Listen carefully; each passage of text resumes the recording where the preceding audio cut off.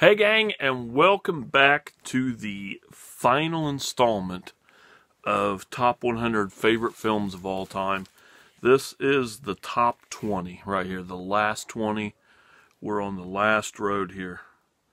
And this is, as of today, the definitive top 20 list. Tomorrow, next year, definitely will change by then. Excuse me. Ooh.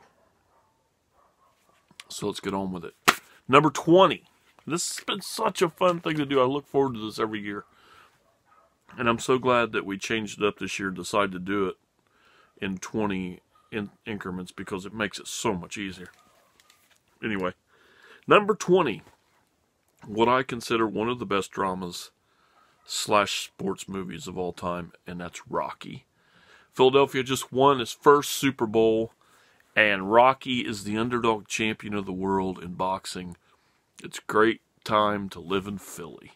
So, yeah, number 20, Rocky. Number 19, It's a Wonderful Life. I love this film, everything about it.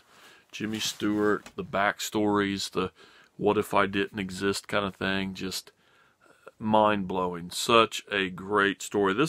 I think that this is also, there's a colorized version of it. I think I remember seeing that.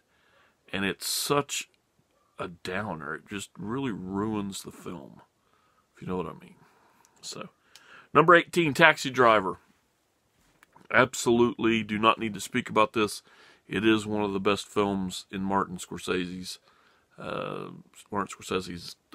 library, hands down. Nobody can argue that. Next, number 17, Evil Dead 1 and 2. Why is it so down in the list? It's still on the list, right? So, yeah, I am a huge fan of Evil Dead 1 and 2. I do prefer 1 over 2 just because of its rawness, but still been a fan since the first time I've ever watched it. Number 16, Black Sunday, Barbara Steele. You are amazing. This film is amazing, and it will forever be in my top 20. Number 15, Night of the Hunter. Robert Mitchum, you are a creepy fuck, okay? Thank you for this film. This is amazing. Number 14, The Kid, my favorite Charlie Chaplin film. Such a beautiful film with so much history behind it that we could talk about for hours, but just know that it's on my list. Number 13, the definitive Mike film, and that's Seconds. I love this film. Since the first time it came in the mail and I threw it in the Blu-ray player, I fell in love. If you like Twilight Zone, watch it. Number 12, Rear Window, Jimmy Stewart, Alfred Hitchcock. Enough said. Number 11, Rope, Jimmy Stewart, Alfred Hitchcock, one setting.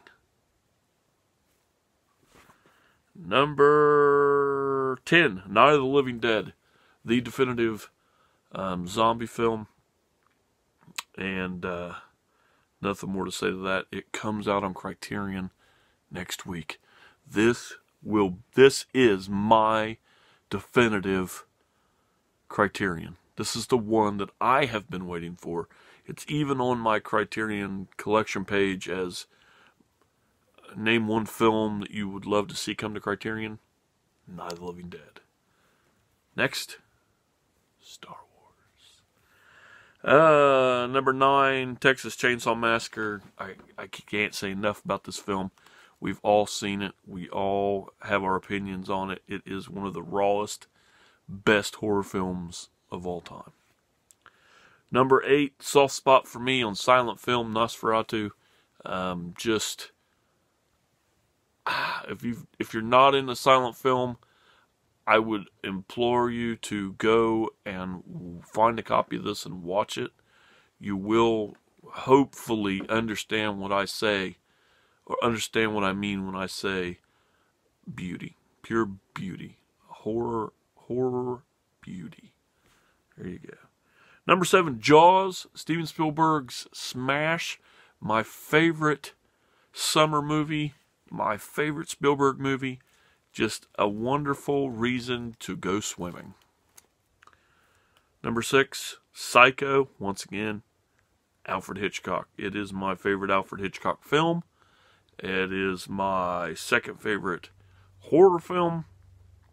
And it's just got so much atmospheric presence to it, and just such a wonderful story, and told so well. Another film that has a lot of history behind it that you would need to watch more on this film to truly love it. Number 5, number 1 horror film in the world for me, The Exorcist. Ah, man, this film is so fucked up. I love every piss-filled carpet, spider walking, crucifix fucking minute of it. Go too far? Number 4, this is funny. We go from The Exorcist to The Wizard of Oz. Number 4, The Wizard of Oz. Absolutely love this film. It has gone up and down my list from 1 to 4 a few times. I own more copies of this film than any man or woman or anybody should. I own 17 copies of this film that are all different cases. That's why I'm a hoarder, and that's why I need fucking help. Number 3, Planet of the Apes. Oh, I could say the whole franchise, but I'm going to stick with just Planet of the Apes.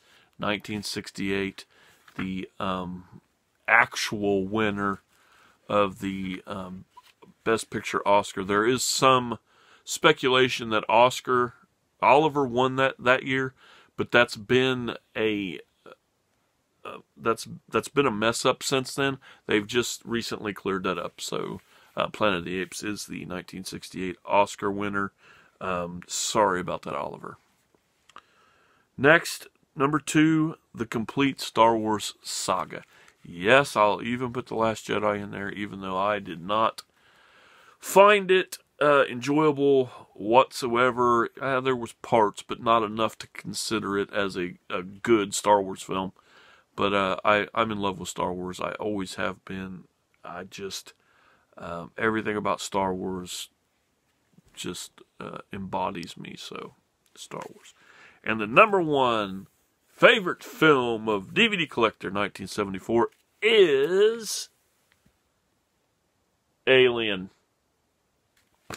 In my own shitty handwriting.